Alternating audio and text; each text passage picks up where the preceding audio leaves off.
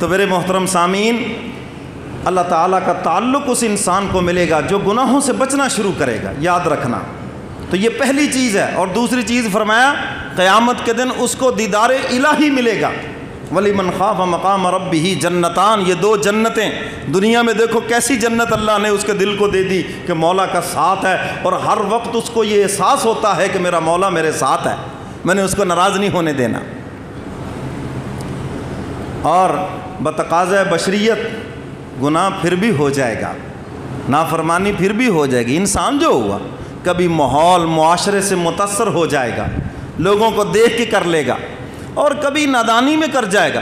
چلیے آگے بڑھ کے کہتا ہوں کبھی جان بوجھ کر بھی کر جائے گا۔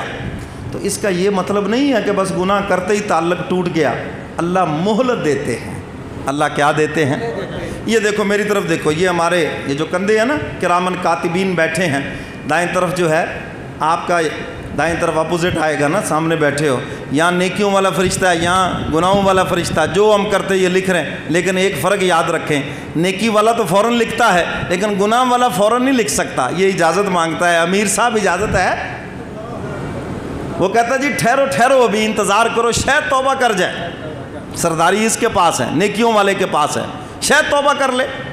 ایک گناہ کرنے کے بعد دوبارہ جب گناہ کرتا ہے پھر اس کو اجازت ملتی ہے پچھلا لکھ لو، اگلے کا انتظار کرو۔ اور اگر اس نے توبہ کر لی، توبہ منہ سے بھی نہیں کی، یہاں دعا ہو رہی تھی، ایسے ہی آ کے وہ ٹوٹے سے جیسے ہم ہاتھ وہ لنڈے سے اٹھاتے ہیں نا، وہ یوں سے اس نے بھی کر لیا آ کے، شرم و شرمی، کوئی ڈرائیور تھا، کوئی ویسے تھا، کوئی آ گیا، نہ کوئی دل میں توبہ کی کوئی، بس ایسے ہی بیٹھا ہے جی، الٹے سیدھے ہاتھ کو پنکھوں کو دیکھ رہا۔ مولوی صاحب نے کہا یا اللہ گناہ معاف کر دے، جی اس نے کہہ دیا آمین، یہ کہتا ہے دیکھو دیکھو دیکھو معافی مانگ لی، بس معاف کر دو، پھیر دو قلم، پھیر دو اس کے اوپر۔ اللہ اکبر، اللہ نے توبہ کے لیے کوئی شرط نہیں رکھی۔ اور عبادات کے اندر دکھلاوا ریاکاری ہے، لوگوں کو دکھلا کے کرو گے نہیں قبول، لیکن توبہ استغفار اللہ فرماتے لوگوں کو دکھلانے کے لیے بھی مجھ سے معافی مانگے گا پھر بھی معاف کر دوں گا۔ یہ ان کی کتنی شان رحمت ہے۔ تو میرے محترم سامعین، حضرت تھانوی رحمۃ اللہ علیہ کے پاس ایک نوجوان آیا، کہنے لگا حضرت جی گناہ تو چھوڑتے نہیں ہیں، آپ نے کہا جی توبہ کرے، میں کتنی کی توبہ کروں، پھر توبہ ہی چھوڑ دیتا ہوں۔ حضرت فرمانے لگے مجھے یہ بتاؤ گناہ کرنا اچھا کام ہے یا برا؟ جی بڑا برا کام ہے۔ فرمایا توبہ کرنا اچھا کام ہے یا برا؟ کہنا یہ بہت اچھا کام ہے۔ فرمایا جب برا نہیں چھوڑتے تو اچھا کیوں چھوڑتے ہو؟ اچھے میں لگے رہو۔ اور پھر حضرت فرماتے ہیں توبہ استغفار میں لگے رہو، گناہوں سے بچنے کی کوشش کرو، لیکن پھنس گئے، ہو گیا کوئی بات نہیں، توبہ کر لو، پھر معافی مانگ لو۔ قیامت کے دن اللہ تمہارا نام کاملین میں نہ صحیح تائبین میں تو لکھ دیں گے نا، اور قرآن پاک میں فرمایا یحب التوابین و یحب المتطہرین، اللہ فرماتے ہیں میں توبہ کرنے والوں سے پیار کرتا ہوں، اور جس سے مولا پیار کرے تو اللہ اس کو عذاب نہیں دیں گے، اپنی شان رحمت سے جنت میں داخل فرمائیں گے۔ بات سمجھ آئی کہ نہیں بھی؟ تو میرے محترم سامعین، دو جنتیں ہوں گی قیامت کے دن۔ جنت میں دو جنتیں، ایک جنت جس میں حور و غلمان، بیوی بچے سب ایک جنت میں، اور ایک جنت ہوگی جس میں صرف ملاقاتیں ہوں گی۔ یہ جس میں حور و غلمان، اس کا تذکرہ تو آپ سنتے رہتے ہیں، آج میں دوسری جنت کا تذکرہ کرتا ہوں۔ حدیث مبارکہ کا مفہوم ایک طویل حدیث ہے، اس کا مفہوم آپ کے سامنے رکھتا ہوں۔ فرمایا جنت میں لیل و نہار ہوں گے، دن ہوں گے ایسے ہی، جمعہ ہفتہ اتوار سوموار منگل سب ایسے ہوگا، لیکن وہ دن چھوٹا سا نہیں ہوگا، 50,000 سال کا ایک دن ہوگا۔ حضور نے دنیا سے پردہ فرمایا کتنی دیر ہو گئی؟ 1400 سال، 14.5 صدیاں ہو گئی ہیں، پونے 15 صدیاں، 15 کر لیں جی، 1500 سال ہوئے ہیں۔ ہاں جی، ایسے لگتا پتہ نہیں کتنا لمبا زمانہ۔ اور جنت کا ایک دن کتنا ہوگا؟ بولو بولو، 50,000 سال کا ایک دن ہوگا، اتنا بڑا، چونکہ وہ ٹائم خوشی کا ہوگا، پتہ ہی نہیں چلے گا۔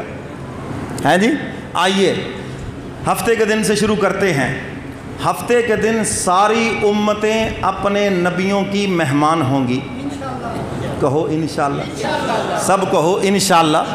یہ کائنات کے سب سے سچے انسان کی زبان مبارک سے جو جملہ نکلا ہے، اس میں کوئی شک کی بھی گنجائش نہیں ہے۔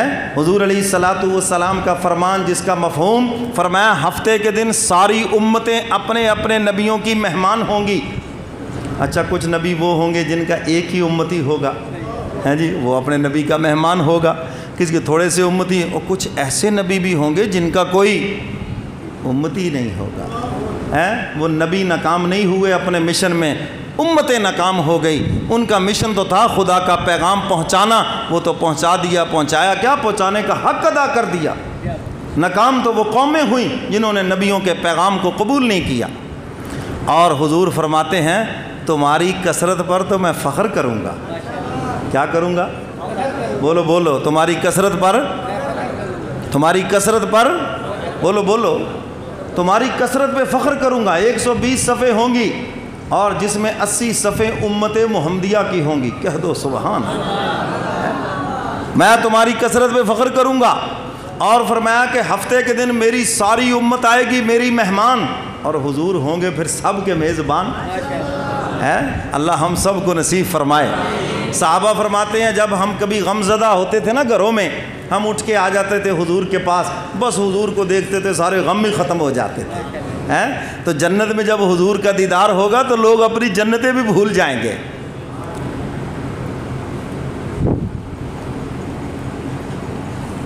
حضور کے پاس آئیں گے اور ایک علیحدہ سے نعمتیں، علیحدہ سے وہ جنت کے فروٹ جو حضور اپنی امت کو کھلائیں گے انشاءاللہ، سب کو ہو انشاءاللہ۔ کیا مزہ ہوگا، محبوب کو دیکھ بھی رہے ہوں گے، محبوب کے ہاتھ سے لے کے کھا بھی رہے ہوں گے، کیا مزہ ہوگا۔ وہ کہنے والے نے خوب کہا ہے نا، وہ سرکار دو عالم کے رخ پر انوار کا عالم کیا ہوگا۔ سبحان اللہ، سب کہہ دو سبحان اللہ، اور ساتھ ہی کہہ دو ماشاءاللہ۔ وہ سرکار دو عالم کے رخ پر انوار کا عالم کیا ہوگا۔ وہ جب زلف کا ذکر ہے قرآن میں رخسار کا عالم کیا ہوگا۔ ایسے تو نہیں کہا سیدنا صدیق اکبر رضی اللہ تعالیٰ عنہ نے، النظر الی وجہ رسول اللہ، کملی والے پیغمبر میری تمنا یہ ہے کہ میں ہر وقت آپ کا دیدار کرتا رہوں۔ وہ سرکار دو عالم کے رخ پر